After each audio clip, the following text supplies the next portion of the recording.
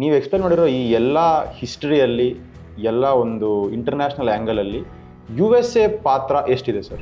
ಯುದ್ಧ ನಡೆದಷ್ಟು ಅಮೇರಿಕಾಗೆ ಹಣ ಜಾಸ್ತಿ ಬರ್ತಾ ಹೋಗುತ್ತೆ. ಅಲ್ಲು ಅರ್ಜುನ್ದು ಮತ್ತು RCBದು ಏನು ನಡೀತು ಅದು ಪ್ಲಾನಿಂಗ್ ಇಲ್ಲದೆ ನಡೆದಂತಹ ಒಂದು ಸ್ಟಂಟ್. ಹೌದು. ಅದಕ್ಕೆ ಗವರ್ನಮೆಂಟ್ ಪ್ರಿಪೇರ್ಡ್ ಆಗಿತ್ತಾ? ಎಷ್ಟು ಟೈಮಲ್ಲಿ ಅವರಿಗೆ ನೀವು ಟ್ರೀಟ್ಮೆಂಟನ್ನು ಕೊಟ್ಟಿರಿ, ಏನು ವ್ಯವಸ್ಥೆಗಳನ್ನು ಮಾಡಿದ್ರಿ? ಆ್ಯಸ್ ಎ ಟೀಚರ್ ನನ್ನ responsibility is to teach to the last student in the class because the best student will anyways learn.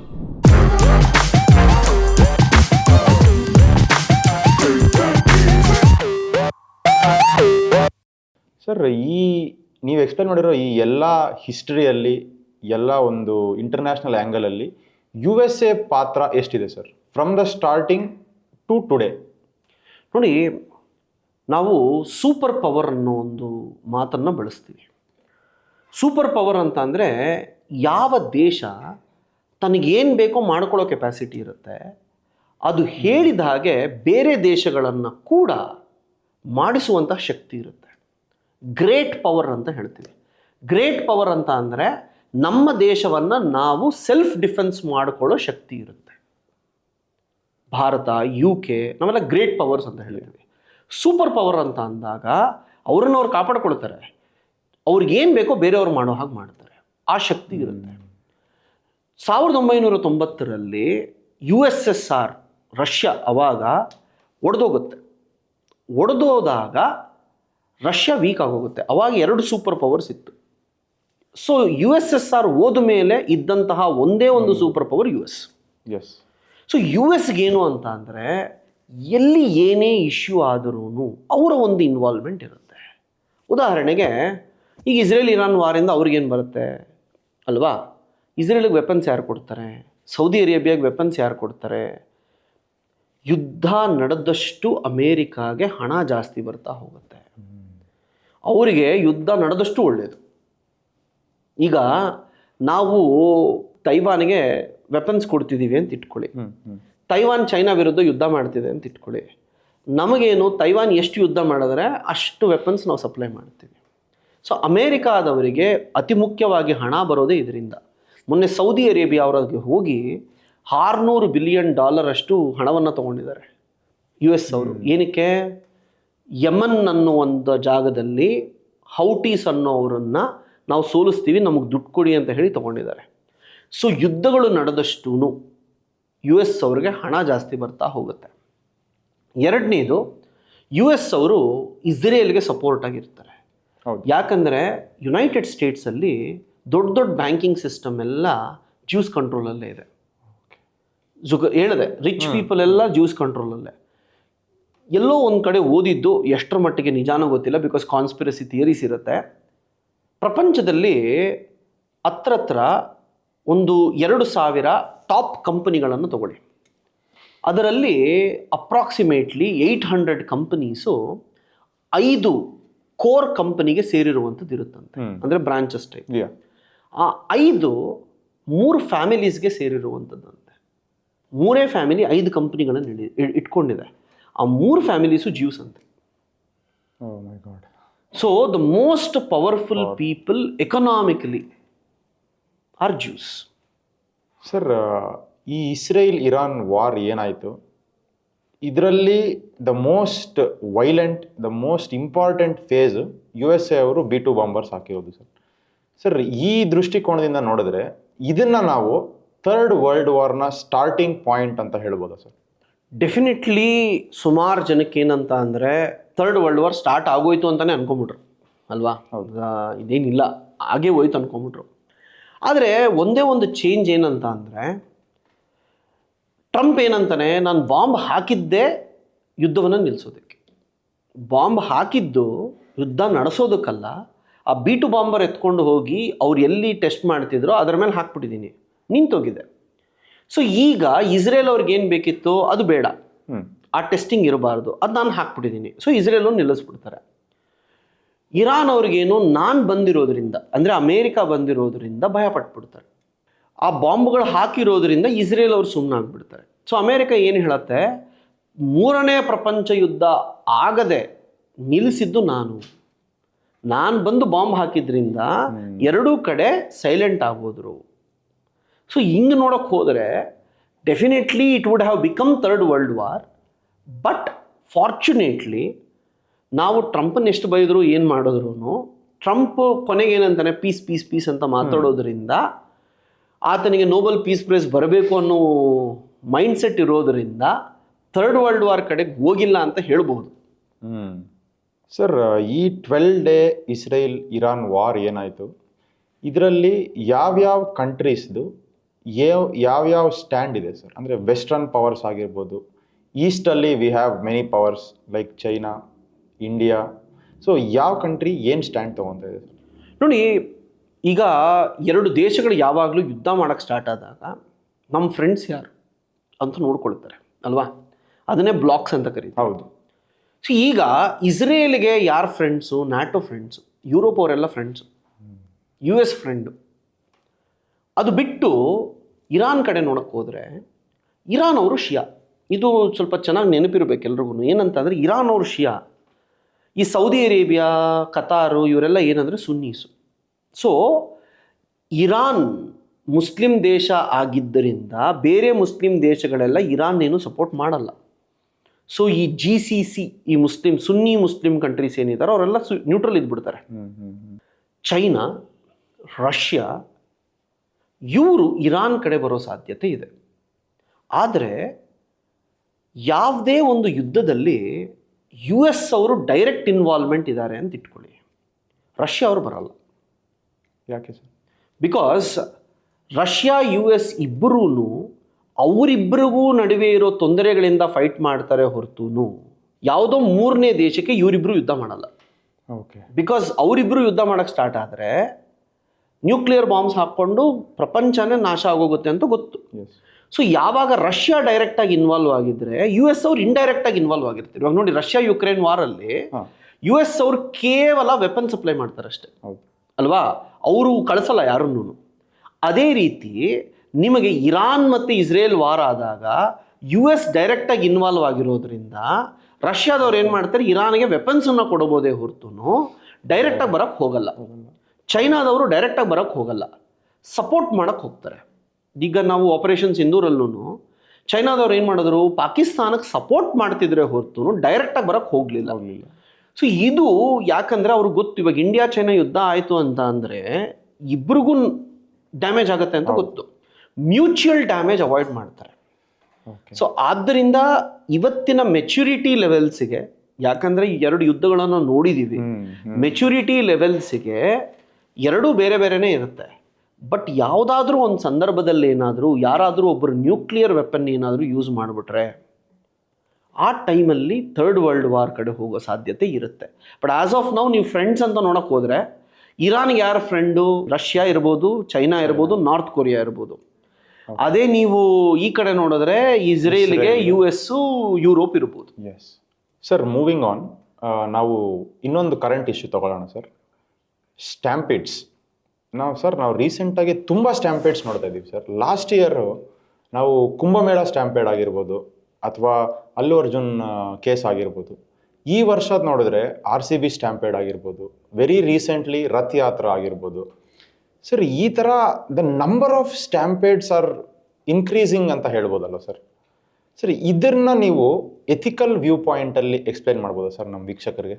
ಇದು ತುಂಬಾ ಒಳ್ಳೆ ಪ್ರಶ್ನೆ. ಬಟ್ ಇಲ್ಲಿ ಸ್ವಲ್ಪ ನಾವು ಈ ಇಶ್ಯೂಗಳನ್ನು ಸೆಗ್ರಿಗೇಟ್ ಮಾಡಿ ನೋಡಬೇಕು. ಒಂದು ರಥಯಾತ್ರೆ, ಇನ್ನೊಂದು ಕುಂಭಮೇಳ. ಜೊತೆಗೆ RCBದು ಒಂದು ಸಪರೇಟ್ ಮಾಡ್ಕೊಳ್ಳಿ, ಅದಾದಮೇಲೆ ಅಲ್ಲು ಅರ್ಜುನ್ದು ಸಪರೇಟ್ ಮಾಡ್ಕೊಳ್ಳಿ. ಇದೆರಡು ಕಂಪ್ಲೀಟ್ಲಿ ಡಿಫ್ರೆಂಟ್ ಈವೆಂಟ್ಸ್ ಅಂತ ಹೇಳ್ತೀನಿ. ಯಾಕಂದರೆ ಅಲ್ಲು ಅರ್ಜುನ್ದು ಮತ್ತು RCBದು ಏನು ನಡೀತು ಅದು ಪ್ಲಾನಿಂಗ್ ಇಲ್ಲದೆ ನಡೆದಂತಹ ಒಂದು ಸ್ಟ್ಯಾಂಪೀಡ್ ಅಲ್ವಾ? So all of A sudden actor ಬಂದಿರೋದ್ರಿಂದ, ಪೊಲೀಸ್ಗೆ ಇನ್ಫಾರ್ಮೇಷನ್ ಇಲ್ಲದೆ ಇರೋದ್ರಿಂದ ನಡೆದಂತಹ ಸ್ಟ್ಯಾಂಪೀಡ್ ಅದು. ಎರಡನೇದು ನೀವು ಇದನ್ನು ನೋಡಿದಾಗ, RCBದು ನೋಡಿದಾಗ ಕೂಡ one of the main reason for stampede was improper planning absolute. Police was not aware ಅಷ್ಟೊಂದು ಜನ ಬರ್ತಾರೆ, ಬಿಕಾಸ್ ಯಾರಿಗೂ ಟಿಕೆಟ್ ಸೇಲ್ ಮಾಡೋ ಏನೂ ಇಲ್ಲ, ಜಸ್ಟ್ ಗೆದ್ದಿದ್ದೀವಿ ಫ್ರೀ ಅಂತ ಬಂದಾಗ ಎಷ್ಟು ಜನ ಬರ್ತಾರೆ ಅನ್ನೋ ಐಡಿಯಾ ಇರಲಿಲ್ಲ. ಆಮೇಲೆ ಲಾಸ್ಟ್ ಮಿನಿಟ್ ಐ ಥಿಂಕ್ ವಿಧಾನಸೌಧದಿಂದ ಚಿನ್ನಸ್ವಾಮಿ ಸ್ಟೇಡಿಯಂವರೆಗೂ ಹೋಗಬೇಕು ಅಂತ ಇದ್ದಿದ್ದು, ಲಾಸ್ಟ್ ಮಿನಿಟ್ ಪ್ಲಾನ್ ಏನೋ ಚೇಂಜಸ್ ಆಗಿದ್ದರಿಂದ ನೂಕು ನುಗ್ಲಾಟ ಆಯಿತು ಅಂತ ಹೇಳಿ ಕೇಳಿದ್ದೀವಿ. ಇದು ಒಂದು ಕಡೆ ರೈಟ್. ಎರಡನೇದೇನು, ಕುಂಭಮೇಳ ಮತ್ತು ರಥಯಾತ್ರೆ. ಇವಾಗ ನೋಡಿ, ರಥಯಾತ್ರೆಯಲ್ಲಿ ಆಲ್ಮೋಸ್ಟ್ 2.5-3 ಲಕ್ಷ ಜನ ಆ ಒಂದು ಟೈಮಲ್ಲಿ ಆ ರೋಡಲ್ಲಿ ಇದ್ದರು. ಹೌದು. ನೀವು ಅಲ್ಲಿಗೆ ಹೋಗಿ ನೋಡೋದಾದರೆ, ನಾನು ರಥಯಾತ್ರೆಯಲ್ಲಿ ಇದ್ದೆ. ಸೊ ಅಲ್ಲಿನ ಜನ NCC, NSS, ABVP, NSU ಎಲ್ಲ ಹುಡುಗರು ಸೇರಿ ಕೈಗಳಿಟ್ಕೊಂಡು ನಿಂತಿರ್ತಾರೆ. ಫುಲ್ಲು ನಿಮಗೇನಿಲ್ಲ ಅಂದರೂ ಒಂದು 30-35 ಆ್ಯಂಬ್ಯುಲೆನ್ಸ್ಗಳಿತ್ತು.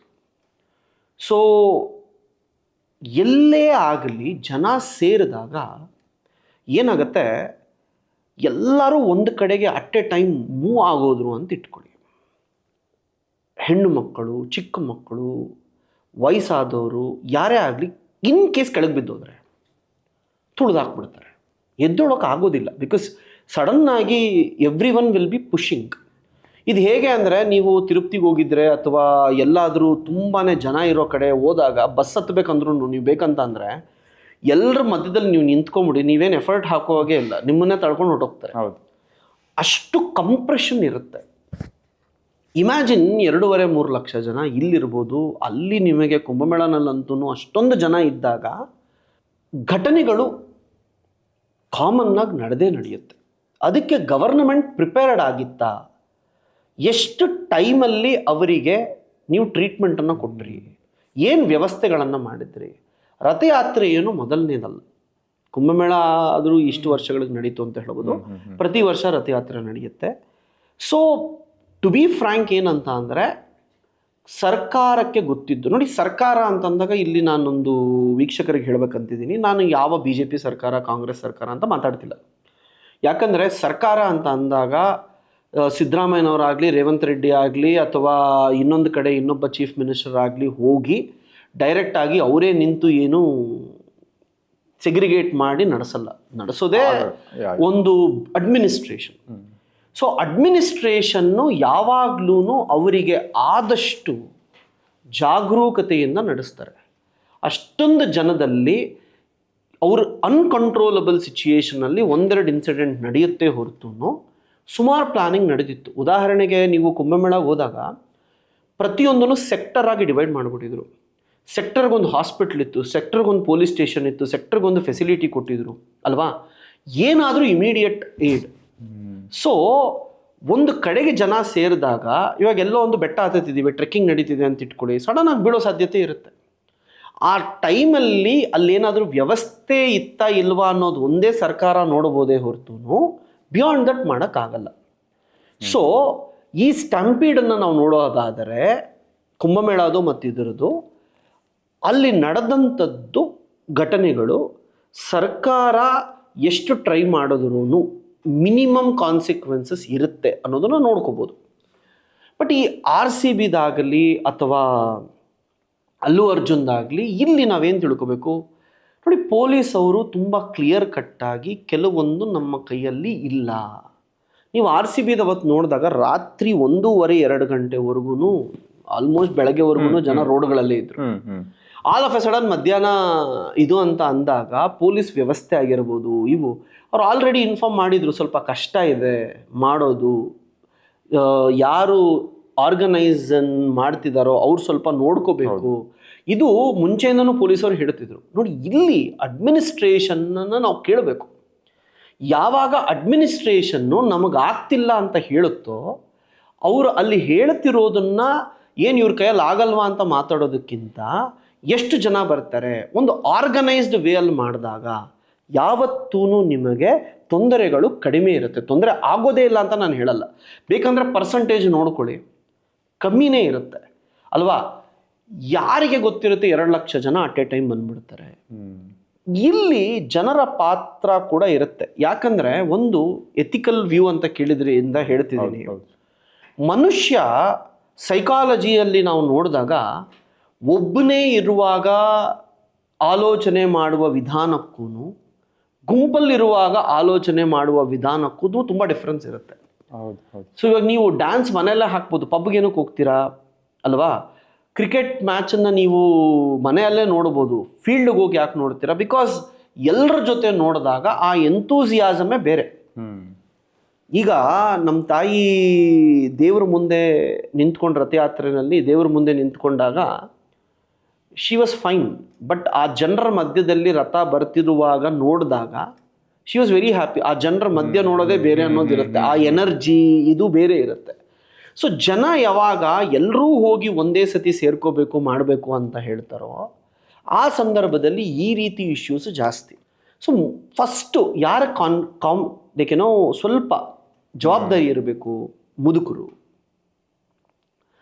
ಹೆಣ್ಣು ಮಕ್ಕಳು, ಚಿಕ್ಕ ಮಕ್ಕಳು, ಫ್ಯಾಮಿಲೀಸನ್ನು ಕರ್ಕೊಂಡು ನೀವು ಫಸ್ಟ್ ಡೇ ಫಸ್ಟ್ ಶೋ ಅಷ್ಟು ಜನರ ಮಧ್ಯದಲ್ಲಿ ಯಾರೋ ಒಬ್ಬರು ಬಂದಾಗ ಮಾಡಿದಾಗ ಈ ರೀತಿ ಇನ್ಸಿಡೆಂಟ್ಸ್ ಆಗುತ್ತೆ. ನಾವು ಹುಷಾರಿರಬೇಕು. ಅಂದರೆ ಒಂದು ನೋಡಿದಾಗ ನೋಡಿ, ಯಾರಿಗೂ ಆ ರೀತಿ ತೊಂದರೆ ಆಗಬಾರದು. ಆಗಿದೆ ಅಂತ ಅಂದಾಗ ಅದನ್ನು ನೋಡಿ ಬೇರೆಯವರು ಏನು ಈ ರೀತಿ ಇವೆಂಟ್ಸ್ ಇದ್ದಾಗ ಜನ ಸೇರ್ತಿದ್ದಾರೆ. ಇವಾಗ ನೀವು ಕೇಳಿದ್ರಿ, ಯಾಕೆ ಕೇಳಿದ್ರಿ ಪ್ರಶ್ನೆ, ಸ್ಟ್ಯಾಂಪಿಡ್ ಯಾಕೆ ಜಾಸ್ತಿ ಆಗ್ತಿದೆ? ಬಿಕಾಸ್ ಅದೊಂದು ಡಿಸಾಸ್ಟರ್ ಆಗೋಗಿದೆ, ಹೊಸ ಡಿಸಾಸ್ಟರ್, ಮ್ಯಾನ್ ಮೇಡ್ ಡಿಸಾಸ್ಟರ್. ಅಂತಹ ಸಂದರ್ಭದಲ್ಲಿ ನಾವು ಹೇಳೋದೇನು ಅಂತ ಅಂದರೆ, ಫ್ಯಾಮಿಲೀಸ್ ಇದ್ದೀರಾ, ಹುಷಾರಾಗಿರಿ, ಹೋಗೋ ಅವಶ್ಯಕತೆ ಇಲ್ಲ, ದೂರದಿಂದ ನೋಡಿ, ಎಲ್ಲಿ ಜನ ಕಮ್ಮಿ ಇರ್ತಾರೋ ಆ ಕಡೆ ಮೂವ್ ಆಗ್ತಾ ಇರಿ, ಕಾನ್ಷಿಯಸ್ನೆಸ್ ಇಟ್ಕೊಳ್ಳಿ. ನೀವು ಹೋಗಲೇಬೇಕು, ನಾವು ಮಾಡಲೇಬೇಕು, ತಪ್ಪೇನಿಲ್ಲ. ಆದರೆ ಎಷ್ಟು ಎಚ್ಚರಿಕೆಯಿಂದ ಇದ್ದೀರಾ, ಎಲ್ಲಿ ನಿಂತ್ಕೊಂಡು ನೋಡ್ತಾ ಇದ್ದೀರಾ, ಇದು ಮುಖ್ಯ. ಆರ್ಗನೈಸ್ಡ್ ವೇನಲ್ಲಿ ಮಾಡುವುದು ತುಂಬ ಮುಖ್ಯ. ಸರ್, ನಾನು as a part of research for this podcast ನಾನೊಂದು ಡಾಕ್ಯುಮೆಂಟ್ರಿ, ಇಂಗ್ಲೀಷ್ ಡಾಕ್ಯುಮೆಂಟ್ರಿ ಒಂದು ನೋಡ್ತಾ ಇದ್ದೆ sir, regarding management of crowds. Sir, London ಅಲ್ಲಿ ಕ್ರೌಡ್ಸ್ ಆಗಲಿ ಅಥವಾ ನ್ಯೂಯಾರ್ಕ್, USA ಬೇರೆ ಸ್ಟೇಟ್ಸಲ್ಲಿ ಕ್ರೌಡ್ ಆಗಲಿ, they have a very systematic management systems. ಅಂದರೆ ಲೈಕ್ ಒಂದು ಕ್ಯೂಸ್ ಇಂದ ಆಗಿರಲಿ ಸರ್, ಒಂದು ಎಸ್ ಶೇಪ್ ಕ್ಯೂ ಫಾರ್ಮ್ ಮಾಡೋದು, ಒಂದೊಂದು ಈವೆಂಟ್ಗೆ ಒಂದೊಂದು ಥರ ಬ್ಯಾರಿಕೇಡ್ಸ್ ಹಾಕೋದಾಗಲಿ, ಟೈಮ್ಡ್ ಎಂಟ್ರೀಸ್ ಕೊಡೋದಾಗಲಿ, ಫ್ಲೋರ್ ಮಾರ್ಕಿಂಗ್ಸ್ ಹಾಕೋದಾಗಲಿ, ಈ ಥರ they do it in a very organised manner. ಇಲ್ಲಿ be it victory parade or first day first show or any concert, music concert or spiritual occasions, ನಾವು ಯಾಕೆ ಆ ಒಂದು ಕಾನ್ಸೆಪ್ಟ್, ಆ ಒಂದು ಟೆಕ್ನಾಲಜಿ ಉಪಯೋಗಿಸಬಾರ್ದು? ಅಥವಾ ನಾವು ಉಪಯೋಗಿಸೋಕೆ ಆಗ್ತಾ ಇಲ್ವಾ? ಎಲ್ಲಿ ಕೊರತೆ ಇದೆ ಸರ್ ನಮ್ಮಲ್ಲಿ? ನೋಡಿ, ಈಗ I don't completely agree with you that we are not using ಅನ್ನೋದನ್ನು. ಯಾಕಂದರೆ ಇವಾಗ ನೋಡಿ, ಚಿನ್ನಸ್ವಾಮಿ ಸ್ಟೇಡಿಯಮಲ್ಲಿ ಕ್ರಿಕೆಟ್ ಮ್ಯಾಚ್ ಇದೆ ಅಂತ ಇಟ್ಕೊಳ್ಳಿಪ್ಪ, ಸುಮಾರು ಕಡೆ ಎಂಟ್ರಿ ಪಾಯಿಂಟ್ಸ್ ಇರುತ್ತೆ. ಬೈಕ್ಗಳಲ್ಲಿ ನಿಲ್ಲಿಸ್ಬೇಕು, ಕಾರುಗಳಲ್ಲಿ ನಿಲ್ಲಿಸ್ಬೇಕು, ನೀವು ಹೆಂಗೆ ನಡ್ಕೊಂಬರ್ಬೇಕು, ಪ್ರತಿಯೊಂದಕ್ಕೂ ಸಿಬ್ಬಂದಿಗಳು ತುಂಬ ಸಿಸ್ಟಮ್ಯಾಟಿಕ್ ಆಗಿ ಮಾಡಿರ್ತಾರೆ. ಬಿಕಾಸ್ ಅವ್ರಿಗೆ ಕೆಪಾಸಿಟಿ ಗೊತ್ತು, ಎಷ್ಟು ಜನ ಬರ್ತಾರೆ ಅಂತ ಗೊತ್ತು, ಎಲ್ಲಿಂದ ಬರ್ತಾರೆ ಅಂತ ಗೊತ್ತು. ಇವೆಲ್ಲ ನಾವೊಂದು ಸಿಸ್ಟಮನ್ನು ಸೆಟಪ್ ಮಾಡಿಬಿಟ್ಟಿದ್ದೀವಿ. ನಿಮಗೆ ಎಷ್ಟು RCB ಮ್ಯಾಚ್ಗಳು ನಡೆದಾಗ ಅಥವಾ ಚಿನ್ನಸ್ವಾಮಿ ಸ್ಟೇಡಿಯಮಲ್ಲಿ ಮ್ಯಾಚ್ಗಳು ನಡೆದಾಗ, ಮೂವಿ ರಿಲೀಸ್ಗಳಾದಾಗ ಎಷ್ಟು ಇನ್ಸಿಡೆಂಟ್ಸ್ ನಡೆಯುತ್ತೆ? ತುಂಬ ಕಡಿಮೆ. ಅಷ್ಟೇ ಯಾಕೆ, ಪೊಲಿಟಿಕಲ್ ರ್ಯಾಲಿಗಳು ಎಷ್ಟೆಷ್ಟು ಜನ ಬರ್ತಾರೆ. ಇವಾಗ ಮೋದಿ ಅವರು ಬೆಂಗಳೂರಿಗೆ ಬಂದಿದ್ರು, ಬೆಂಗಳೂರಿಗೆ ಬಂದಾಗ ಸುಮಾರು ಜನ ನಿಂತಿದ್ರು, ಅವರೆಲ್ಲ ವೆಲ್ಕಮ್ ಮಾಡಿದ್ರು. ಅಲ್ಲೂ 2 ಲಕ್ಷಕ್ಕಿಂತ ಜಾಸ್ತಿ ಜನ ಸೇರ್ಕೊಂಡಿದ್ರು. ಅಲ್ಲೆಲ್ಲ ಯಾಕೆ ಆಗಲಿಲ್ಲ? ಬಿಕಾಸ್ ಯಾವಾಗ ಅವ್ರಿಗೊಂದು ಸಿಸ್ಟಮ್ ಅನ್ನೋದು ಗೊತ್ತಿರುತ್ತೋ, ಪೊಲಿಟಿಕಲ್ ರ್ಯಾಲಿ ಅಂದರೆ ಇದೇ ರೀತಿ ಇರುತ್ತೆ, ಇಲ್ಲಿಂದ ಇಲ್ಲಿವರೆಗೂ ಹೋಗ್ತಾರೆ, ಒಂದು ಪ್ಲಾನ್ ಹಾಕ್ಕೊಡ್ತಾರೆ. ಪ್ರೋಟೋಕಾಲ್ಸ್. ನೀವು ಅದೇ RCB ಈವೆಂಟನ್ನು ಒಂದು 2 ದಿನ ಬಿಟ್ಟು, ಆ ಹೀಟ್ ಆಫ್ ದ ಮೊಮೆಂಟ್ ಅಲ್ಲದೆ 2 ದಿನ ಬಿಟ್ಟು ಸರ್ಕಾರಕ್ಕೆ ಅನುಮತಿ ತಗೊಂಡು, ಸರ್ ನಾವು ಮಾಡ್ಬೇಕಂತಿದ್ದೀವಿ, ನೀವು ಟೈಮ್ ಕೊಡಿ. ನೋಡಿ, ನಾನು ಸರ್ಕಾರಕ್ಕೆ ಫೋನ್ ಮಾಡ್ಬಿಟ್ಟು, ಸರ್ ನಾನು ಈ ಟೈಮಲ್ಲಿ ಮಾಡ್ಬೇಕಂತಿದ್ದೀನಿ, ನೀವು ಸೆಕ್ಯೂರಿಟಿ ಕೊಡಿ ಅನ್ನೋದಕ್ಕೂ, ನೀವು ಟೈಮ್ ಕೊಡಿ ನಾನು ಮಾಡ್ತೀನಿ ಅನ್ನೋದಕ್ಕೂ ತುಂಬ ಡಿಫ್ರೆನ್ಸ್ ಇದೆ ಅಲ್ವಾ? ಇವಾಗ ಏನು ಆ್ಯಕ್ಟರ್ಸ್ ಹೋಗಲ್ವಾ? ಆ್ಯಕ್ಟರ್ಸ್ ಹೋಗ್ತಾರೆ, ಬಟ್ ಪ್ರೋಟೋಕಾಲ್ ಇದ್ದಾಗ ಅದಕ್ಕೆ ಸೆಕ್ಯೂರಿಟಿ ರೆಡಿ ಮಾಡಿಬಿಟ್ಟಿರ್ತಾರೆ. ಹೆಂಗೆ ಕರ್ಕೊಂಡು ಹೋಗಬೇಕು, ಹೆಂಗೆ ಕರ್ಕೊಂಬರ್ಬೇಕು ಅಂತ ಹೇಳಿ. ಎಲ್ಲೋ ಒಂದು ಕಡೆ ಈಗ ಒಂದು ಈವೆಂಟ್ ನಡೀತು, ಆ್ಯಕ್ಟರ್ ಬಂದರು ಅಂತಂದರೆ ಎಲ್ಲರೂ ನುಗ್ಬಿಡ್ತಾರೆ. ಅದನ್ನೆಲ್ಲ ಪೊಲೀಸವ್ರಿಗೆ ಗೊತ್ತಿರುತ್ತೆ, ಓಕೆ ಈ ಆ್ಯಕ್ಟರ್ ಬರೋನಿದ್ದಾನೆ, ಈ ರೀತಿ ಆಗೋದಿದೆ, ಸ್ವಲ್ಪ ಬಾಕ್ಸರ್ಗಳು ಅವರು ಇವರನ್ನೆಲ್ಲ ನಿಲ್ಲಿಸಿ ಕ್ಲೀನಾಗಿ ಮುಂದಕ್ಕೆ ಕರ್ಕೊಂಡು ಹೋಗೋಣ ಅನ್ನೋದಿರುತ್ತೆ. ಅಷ್ಟೊಂದು ರ್ಯಾಲಿಗಳಲ್ಲಿ ಆಗದೇ ಇರುವಂಥದ್ದು ಆಲ್ ಆಫ್ ಎ ಸಡನ್. ಇದಕ್ಕೆಲ್ಲ ಮುಖ್ಯ ಕಾರಣನೂ ಸೋಷಿಯಲ್ ಮೀಡಿಯಾ. ಸೋಷಿಯಲ್ ಮೀಡಿಯಾನಲ್ಲಿ ಹಾಕ್ಕೋಬೇಕು. ಜನ ಏನಾಗೋಗಿದ್ದಾರೆ, ಈಗ ರಥಯಾತ್ರೆಯಲ್ಲೂ ನೋಡ್ತಿದ್ದೆ, ಈ ಕುಂಭಮೇಳನಲ್ಲಾಗಲಿ ಎಲ್ಲೇ ಆಗಲಿ ಏನಾಗೋಗಿದೆ, ಗಾಡಿ ಬರ್ತಿದೆ ಅಂತ ಇಟ್ಕೊಳ್ಳಿ, ಮರ್ತೋಗ್ಬಿಡ್ತಾರೆ. ಅವ್ರು ರೀಲ್ ತಗೊಳ್ಳೋದ್ರಲ್ಲಿ, ಫೋಟೋ ತಗೊಳ್ಳೋದ್ರಲ್ಲಿ ನಿಂತ್ಕೊಂಡ್ಬಿಟ್ಟಿರ್ತಾರೆ. ನಿಮಗೆ ಗಮನ ಅನ್ನೋದು ಜನ ಹೇಗೆ ಬರ್ತಿದ್ದಾರೆ ಅನ್ನೋದಕ್ಕಿಂತ ಫೋಟೋ ತೆಗಿಯೋದ್ರಲ್ಲಿ ಇದರಲ್ಲಿ ಇದ್ದರೆ ಕೆಳಗೆ ಏನು ನಡೀತಿದೆಯೋ ಗೊತ್ತಾಗೋದಿಲ್ಲ. People are not living in the present time. ಎಲ್ರಿಗೂ ಅಲ್ಲಿ ರೀಲ್ಸ್ ಅಲ್ವಾ, ನೋಡಿರ್ತೀರ. ಆ ಮೊಮೆಂಟಲ್ಲಿ ನೀವು ಒಂದು ನಿಮಿಷ ಆ ಕಡೆ ಈ ಕಡೆ ನೋಡಿದ್ರೆ ಏನಾಗುತ್ತೋ ಗೊತ್ತಿಲ್ಲದೆ ಇರೋ ಟೈಮಲ್ಲಿ ನೀವು ಮೊಬೈಲ್ ಇಟ್ಕೊಂಡು ಮೇಲೆ ಏನೋ ಮಾಡಬೇಕು ಅಂತ ಹೋದಾಗ ಮೊಬೈಲ್ ಕೆಳಗೆ ಬಿತ್ತಂತ ಇಟ್ಕೊಳ್ಳಿ. ಮೊಬೈಲ್ ಬಿಟ್ಬಿಡ್ತೀರಾ? ಇಲ್ಲ, ಬಗ್ತೀರಾ, ಮುಗೀತು. ನಿಮಗೆ ಈ ಪ್ರೆಸೆನ್ಸ್ ಆಫ್ ಮೈಂಡ್ ಅನ್ನೋದು ಮೊಬೈಲ್ಗಳಿಂದ ಇವುಗಳಿಂದ ಇಲ್ಲ. ದೇವಸ್ಥಾನಗಳಿಗೆ ಹೋದರೆ ಅಡ್ಡ ನಿಂತ್ಕೊಂಡ್ಬಿಟ್ಟಿರ್ತಾರೆ. ಏನಕ್ಕೆ ನಿಂತ್ಕೊಂಡಿರ್ತಾರೆ? ಅವರೇನೋ ರೀಲ್ಸ್ ತಗೋಬೇಕು, ಅವ್ರಿಗೆ ಸಂಬಂಧ ಇಲ್ಲ. ಗಾಡಿ ಬರ್ತಿದ್ಯಾ, ಹೋಗ್ತಿದ್ಯಾ, ಏನು ಎತ್ತ. ಇದರಿಂದಾನೇ ಇವತ್ತಿನ ದಿನ ನಮಗೆ ಟ್ರಾಫಿಕ್ ಪೊಲೀಸವರು ಪಾಪ ಎಷ್ಟು ಕಷ್ಟ ಬಿದ್ದು ಹೇಳಿದ್ರು ಜನ ನೋಡ್ತಿದ್ರೆ effect is increasing day by day, mainly because of this. So all of A sudden ಎಲ್ರಿಗೂ ನಾನು RCB ಮ್ಯಾಚ್ಗೆ ಹೋಗಿದ್ದೆ, ನಾನು RCB ನೋಡಿದೆ, ಫೋಟೋ ಹಾಕಬೇಕು, ಮಾಡಬೇಕು, ಅದರಿಂದನೇ ಇಷ್ಟೊಂದು ಜನ ಬರೋದಲ್ವಾ. ವೀಕ್ ಡೇನಲ್ಲಿ ನಿಮ್ಗೆ 2 ಲಕ್ಷ ಜನ ಬರಬೇಕು ಅಂತ ಅಂದರೆ it's not easy. Sir, with regards to both of these issues we have talked, Israel Iran war ಆಗಿರ್ಬೋದು ಮತ್ತು ಈ ಸ್ಟ್ಯಾಂಪೇಡ್ಸ್ ಆಗಿರ್ಬೋದು. ಸರ್, ಬೇರೆ ಕಂಟ್ರೀಸಲ್ಲೂ ಸ್ಟ್ಯಾಂಪೇಡ್ಸ್ ನಡೆದಿದೆ ಅಲ್ವಾ ಸರ್? ಅಲ್ಲಿ ನಿಮಗೆ ಗೊತ್ತಿರೋ ಯಾವುದಾದ್ರೂ 1-2 ಘಟನೆ ಹೇಳ್ಬೋದಾ ಸರ್? ಅಂದರೆ ಅವರು ಹೆಂಗೆ ಮ್ಯಾನೇಜ್ ಮಾಡಿದ್ರು? ನೋಡಿಪ್ಪ, ಸ್ಟ್ಯಾಂಪೇಡ್ಸ್ ಆಗಬೇಕು ಅಂತ ಅಂದರೆ ಅತಿ ಮುಖ್ಯವಾಗಿ population density in a small area ಅನ್ನೋದೊಂದಿರುತ್ತೆ. ಪ್ಯಾನಿಕ್ನೆಸ್ ಜಾಸ್ತಿ ಆದಾಗ ಸ್ಟ್ಯಾಂಪೇಡ್ಸ್ ಆಗುತ್ತೆ. ಎಲ್ಲೇ ಆಗಲಿ ನಿಮಗೆ ಇನ್ಫಾರ್ಮೇಷನ್, ಸಡನ್ ಇನ್ಫಾರ್ಮೇಷನ್ ಚೇಂಜ್ ಆಗೋದು, ಮಿಸ್ಇನ್ಫಾರ್ಮೇಷನ್ ಸ್ಪ್ರೆಡ್ ಆಗೋದು, ಮತ್ತು ಅಲ್ಲೇನೋ ಇದೆ, ಬಾಂಬ್ ಬ್ಲಾಸ್ಟ್ ಆಯಿತು, ಏನೋ ಆಯಿತು ಅಂದಾಗ ನಡೆದಿರುತ್ತೆ. ನಮ್ಮ ದೇಶದಲ್ಲೂ ಆ ರೀತಿ ಮಿಸ್ಇನ್ಫಾರ್ಮೇಷನ್ಸ್ ಇವೇ ಇರುತ್ತೆ. ಆದರೆ ವೆಸ್ಟರ್ನ್ ಕಂಟ್ರೀಸಲ್ಲಾಗಲಿ ಇಂಡಿಯಾನಲ್ಲೇ ಆಗಲಿ, ಇವಾಗ ನೋಡಿ, ಪ್ರಿಪರೇಷನ್ ಅನ್ನೋದು ಹೇಳ್ತೀವಿ. ವೆಸ್ಟರ್ನ್ ಕಂಟ್ರೀಸಲ್ಲೆಲ್ಲ ನಿಮಗೆ ಮಾಕ್ಸು ಡ್ರಿಲ್ಸು ಜಾಸ್ತಿ ಇರುತ್ತೆ. ನಮ್ಮ ದೇಶದಲ್ಲಿ ಎಷ್ಟು ಮಾಕ್ಸು ಡ್ರಿಲ್ಸು ನೋಡಿದ್ದೀರಾ ನೀವು ಡಿಸಾಸ್ಟರ್ ಮ್ಯಾನೇಜ್ಮೆಂಟ್ಗೆ ಸಂಬಂಧಪಟ್ಟಿರೋ ಹಾಗೆ? ಕರ್ನಾಟಕ ಈ ಕಡೆ ಅಂತೂ ಏನೂ ನಡೆಯೋದೇ ಇಲ್ಲ, ಆಲ್ಮೋಸ್ಟ್ ಏನೂ ನಡೆಯಲ್ಲ ಅಲ್ವಾ. ಅದೇ ನೀವು ಮೊನ್ನೆ ಮಾತ್ರನೇ ಆಪರೇಷನ್ ಸಿಂಧೂರ್ ಟೈಮಲ್ಲಿ ಡ್ರಿಲ್ಸ್ ಮಾಡಿಸಿದ್ರಿ. ಯಾಕೆ ಮಾಡಿಸಿದ್ರಿ ಆಪರೇಷನ್ ಡ್ರಿಲ್ಸ್ ಎಲ್ಲ? Because you know something is going to happen. Preparedness is the best form, and you should realize that stampede is the new disaster. ಯಾವಾಗ ನೀವು ಅದನ್ನು ಡಿಸಾಸ್ಟರ್ ಅಂತ ಹೇಳಿ ಎಲ್ಲರೂ ಜನ ಸೇರಿದ ಟೈಮಲ್ಲಿ ನೀವು ಹೇಗಿರಬೇಕು, ಗಾಳಿ ಕಮ್ಮಿ ಆದರೆ ಏನು ಮಾಡಬೇಕು, ಫಸ್ಟ್ ಏಡ್ ಹೇಗೆ ಕೊಡಬೇಕು. ಫಾರ್ ಎಕ್ಸಾಂಪಲ್, ಯಾರೊಬ್ಬರು ಬಿದ್ದೋದ್ರು ಅಂತ ಇಟ್ಕೊಳ್ಳಿ, ಅವ್ರಿಗೆ ಏನು ಮಾಡಬೇಕು ಗೊತ್ತಿಲ್ಲ ಅಲ್ವಾ. ನೀರು ಸಿಗಲ್ಲ, ನೀವೆಲ್ಲೋ ಹೋಗಿ ಕರ್ಕೊಂಬರೋಕ್ಕಾಗಲ್ಲ, ಆ್ಯಂಬುಲೆನ್ಸ್ ಇದೆಯೋ ಇಲ್ವೋ ಗೊತ್ತಿರೋದಿಲ್ಲ. RCB ಸ್ಟ್ಯಾಂಪೇಡ್ ಆಗೋ ಟೈಮಲ್ಲಿ ಎಷ್ಟು ಆ್ಯಂಬುಲೆನ್ಸ್ಗಳಿತ್ತು? ದೇ ವರ್ ನಾಟ್ ಅವೇರ್ ಅಲ್ವಾ. First of all they were not aware what is required. So ಅಂತಹ ಸಂದರ್ಭದಲ್ಲಿ ಫಸ್ಟ್ ಏಡ್ ಯಾವ ರೀತಿ ಕೊಡಬೇಕು, ಏನು ಮಾಡಬೇಕು, ಎಲ್ರಿಗೂ ಡಿಸಾಸ್ಟರ್ ಮ್ಯಾನೇಜ್ಮೆಂಟನ್ನು ಕ್ಲೀನಾಗಿ ಕ್ಲಿಯರಾಗಿ ಹೇಳ್ಕೊಟ್ಟಿರಬೇಕು. ಇವತ್ತು ನಮ್ಮ ಬೆಂಗಳೂರಲ್ಲಿ ಫ್ಲಡ್ಸ್ ಯಾವಾಗ ಬರುತ್ತೆ ಯಾರಿಗೂ ಗೊತ್ತಪ್ಪ? ಹೌದು ಅಲ್ವಾ. ಸೊ ಬಿಲ್ಡಿಂಗ್ಗಳು ಯಾವಾಗ ಬಿದ್ದೋಗುತ್ತೋ ಯಾರಿಗೂ ಗೊತ್ತಿಲ್ಲ, ಬೇಸ್ಮೆಂಟ್ಗಳು ಯಾವ್ದು ಸ್ಟ್ರಾಂಗ್ ಇದೆ, ಯಾವ್ದು ಸ್ಟ್ರಾಂಗ್ ಇಲ್ಲ, ಯಾರಿಗೂ ಗೊತ್ತಿಲ್ಲ. ಅಂತಹ ಸಂದರ್ಭಗಳಲ್ಲಿ ನಾವು ಏನು ಮಾಡಬೇಕು ಅನ್ನೋದನ್ನು ಎಜುಕೇಷನ್ನಲ್ಲೇ ಅಲ್ಲದೆ ಮೀಡಿಯಾನಲ್ಲಿ, ನ್ಯೂಸ್ ಮೀಡಿಯಾನಲ್ಲೂ ಕೂಡ ಹೇಳಿದ್ರೆ ತುಂಬಾ ಸಹಾಯ ಆಗುತ್ತೆ. ಸರ್, ಇವಾಗ ನಾವು 2 ಘಟನೆ ಬಗ್ಗೆ ಮಾತಾಡಿದ್ವಿ ಸರ್. ಒಂದು ಇಸ್ರೇಲ್-ಇರಾನ್ ವಾರ್ ಬಗ್ಗೆ, ಅದರಲ್ಲಿ ಯಾವ್ಯಾವ ಕಂಟ್ರೀಸ್ ಏನೇನು ಸ್ಟ್ಯಾಂಡ್ಸ್ ಇದೆ ಬಗ್ಗೆ, USA ಪಾತ್ರ ಎಷ್ಟಿದೆ ಅದ್ರ ಬಗ್ಗೆ, ಮತ್ತು 4 ವಿವಿಧ ಸ್ಟ್ಯಾಂಪೇಡ್ಸ್ ಬಗ್ಗೆ ಮಾತಾಡಿದ್ವಿ sir. Sir, to conclude this issues sir, we the people ಏನು ಮೆಜರ್ಸ್ ತಗೋಬೇಕು ಆ್ಯಂಡ್ ದ ಗೌರ್ಮೆಂಟ್ ಏನು ಮೆಜರ್ಸ್ ತಗೋಬೇಕು ಸರ್, ಈ ಥರ ವಾರ್ಸ್ ಅವಾಯ್ಡ್ ಮಾಡೋಕ್ಕಾಗಲಿ ಅಥವಾ ಸ್ಟ್ಯಾಂಪೇಡ್ಸ್ನ ಅವಾಯ್ಡ್ ಮಾಡೋಕ್ಕಾಗಲಿ? ನೋಡಿ, ಹಿಂದೆ ಸರ್ಕಾರದ ಜವಾಬ್ದಾರಿ ಇತ್ತು, ಅದಾದ ಮೇಲೆ ಮೀಡಿಯಾ ಜವಾಬ್ದಾರಿ ಅಂತ ಹೇಳ್ತಿದ್ವಿ. ಸೋಷಿಯಲ್ ಮೀಡಿಯಾ ಬಂದಾಗಿಂದ ಪ್ರತಿಯೊಬ್ಬ ನಾಗರಿಕನಿಗೂ ತನ್ನದೇ ಆದಂತಹ ಜವಾಬ್ದಾರಿಗಳಿದೆ. ಯಾವ ರೀತಿ ಸರ್ಕಾರ ತನ್ನ ಕೆಲಸ ಮಾಡುತ್ತೋ, ರೂಲ್ಸ್ ಆ್ಯಂಡ್ ರೆಗ್ಯುಲೇಷನ್ಸ್ ಮಾಡೋದಲ್ಲದೆ ನಾವು ಫಾಲೋ ಮಾಡಿಲ್ಲ ಅಂದರೆ ಯಾವ ರೂಲ್ಸ್ಗೂ ಯಾವ ರೆಗ್ಯುಲೇಷನ್ಸ್ಗೂ ವ್ಯಾಲ್ಯೂ ಇಲ್ಲ. ಯಾವಾಗ ನಾವು ಆ ರೂಲ್ಸ್ ಆ್ಯಂಡ್ ರೆಗ್ಯುಲೇಷನ್ಸನ್ನು ಅವ್ರು ಕೊಡುವಂತಹ ಸಿಸ್ಟಮ್ಸನ್ನು ನಾವು ಫಾಲೋ ಮಾಡ್ಕೊಂಡು ಹೋಗ್ತೀವೋ ಅದು ಅವ್ರಿಗೋಸ್ಕರ ಏನಲ್ಲ. ಇವಾಗ ಎಷ್ಟು ಜನ ಪೊಲೀಸ್ ಆಫೀಸರ್ಸ್ಗೆ ಎಫೆಕ್ಟ್ ಆಗುತ್ತೆ, ಎಷ್ಟು ಜನ ಇವ್ರಿಗೆ ಎಫೆಕ್ಟ್ ಆಗುತ್ತೆ, ಸಾಮಾನ್ಯ ಜನರಿಗೆ ಮಾತ್ರನೇ ಎಫೆಕ್ಟ್ ಆಗೋದು. So all of A sudden ಏನೋ ಒಂದು ಉದ್ದೇಶದಲ್ಲಿ ನಾವು ಯಾವುದೇ ಒಂದು ಕೆಲಸವನ್ನು ಸಡನ್ನಾಗಿ ಮಾಡೋಕ್ಕೆ ಹೋದಾಗ very high possibility that may go wrong. ಆ ಟೈಮಲ್ಲಿ ಸೆಲ್ಫ್ ಕಂಟ್ರೋಲ್ ಇಟ್ಕೊಂಡು ಇದು ನಮಗೆ ಒಳ್ಳೆಯದಾ ಅಲ್ವಾ, ಸರ್ಕಾರ ಈಗ ಹೆಲ್ಮೆಟ್ ಹಾಕಿ ಅಂತ ಹೇಳುತ್ತಷ್ಟೆ, ಫೈನ್ ಹಾಕಿಸ್ಬೋದು ನಿಮಗೆ, ಯಾರಿಗೂ ಒಳ್ಳೇದದು? ಎಷ್ಟು ಅಂತ ಹೇಳ್ತಾರೆ, ಎಷ್ಟು ಅಂತ ಹಿಡಿತಾರೆ. ನೀವು ಪೊಲೀಸವರು ಇಲ್ಲ ಅಂದಾಗ ತೆಗೆದಿಟ್ಬಿಡೋದು ಮತ್ತೆ ಹಾಕ್ಕೊಳ್ಳೋದು ಯಾರಿಗೆ ಅನ್ಯಾಯ. ಸೊ ಇಲ್ಲಿ ನಾನು ಹೇಳ್ತಿರೋದು, ಪ್ರಜೆಗಳು ಏನು ತಿಳ್ಕೋಬೇಕು, ನಮ್ಮ ರಕ್ಷಣೆ ನಾವು ಮಾಡ್ಕೋಬೇಕು.